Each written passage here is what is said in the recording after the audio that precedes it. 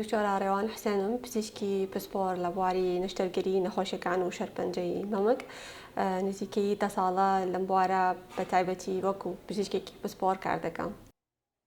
یعنی لە کۆتایی مانگی 12 پارساڵ 2023 لە ناکەوە هەستم بابوونی گرێ کرد و دوای ئەوە دەستم کرد بە پشکنین دەرچوو کار شەرپەنجەیە بە سپاس بەخوا کە لە قۆناغە سەرەتاییەکان بوو.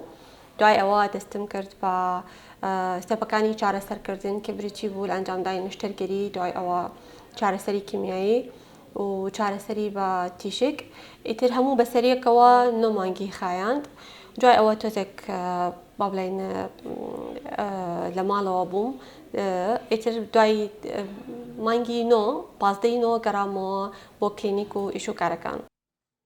تا ڕادەیەک قورس بوو، بەڵام زۆر شتی لێ فێر بوو لەوانەیە کە ئێرادەی مرۆڤ زۆر بەهێزە. من هەمیشە باوەڕم بەو شتە هەبوو، بەڵام کە کاتێک خۆت لەناو کە دەکەوێ با بڵێن حالەتێکی ئاوا ئەو کات هەزێکی کە وایە ئێرادەی مرۆڤ زۆر بەهێزە، توانی بەسەر شەرپەنجە زاڵ بیت.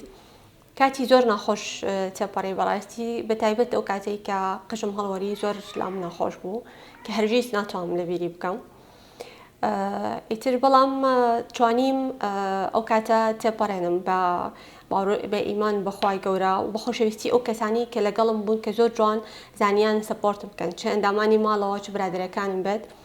لەگەڵ ئەوەی کە خۆشم بە بەردەوامی بیرم دەکردەوە چی بکەم بۆ ئەوی بتوانم ئەو کاتە سوودی لەو کاتە وەرگرم کە لە ماڵەوەم، کە من ئەو کات هەر لە ماڵەوە بووم کە چارەسەرم وەردەگرت. ئیتر بە ئەنجامدانی وەرزش ڕۆژانە وەرزشم دەکرد بە پێی توانە، کتێبم دەخوێندەوە، لەگەڵ منداڵەکانم خەریک دەبووم، ئیتر لەگەڵ برادەرەکان و ماڵەوە بە پێی توانە کاتێک یعنی کە هەستم دەکرد لایەنی دەرونیم باشە لەگەڵیان کۆ دەبوومەوە کاتێکی خۆشمان بەسەر دەبرد.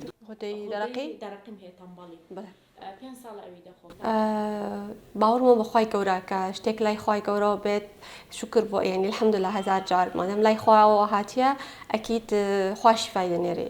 یەکێکی کەند کە بابڵێن بۆ نمونە من کە لە تەمەنی 41 ساڵ تووشی شەرپەنجە بووم، من لە ئێستادا بووم بە ڕسک فاکتەرێک بە هۆکارێک کە ئەگەری توش بوون لە خێزانەکەم زیاد بکەم.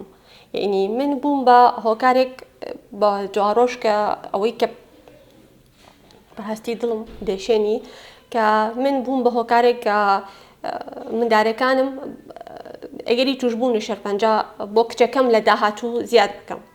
بەڵام ئەوەی کە خانمان دەتوانن بەتایبەت بۆ خۆپاراستن لە شەرپەنجەی مەمک پەیڕەوی بکەن بە ئەنجامدانی وەرزش، خواردنی تەندروست بەتایبەتی سەوزە و میوە، دوورکەوتنەوە لە جگەرە کێشان بە جۆرەکانیەوە، دوورکەوتنەوە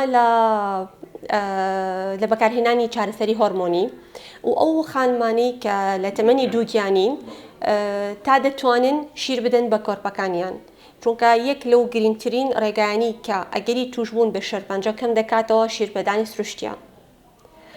لەگەڵ ئەنجامدانی پشکنینی مانگانە بۆ خۆیان لە ماڵەوە و ئەو خانمانەی کە تەمەنیان دەگاتە 40 ساڵ بەرەو سەرەوە پێویستە ساڵانە تشکی مەمۆگرام وەربگرن. پێشتر هیچ کێشەت نەبووە؟ بەس ئەو 3 مانگەی و تەکێویستاتە سوڕی مانگانەی تێکدایمە. باشە. چەند دەوی هەست بۆ گرەی کرد؟ 3 ڕۆژە؟ 3 ڕۆژە. لای چاپەتوانیە؟ لای چەپمە. باش. بەس زۆر گچکەیە. لەگەڵ دەست برندکردنم بە دیار دەکەوی نوی دەکەم نە. نییە. باش.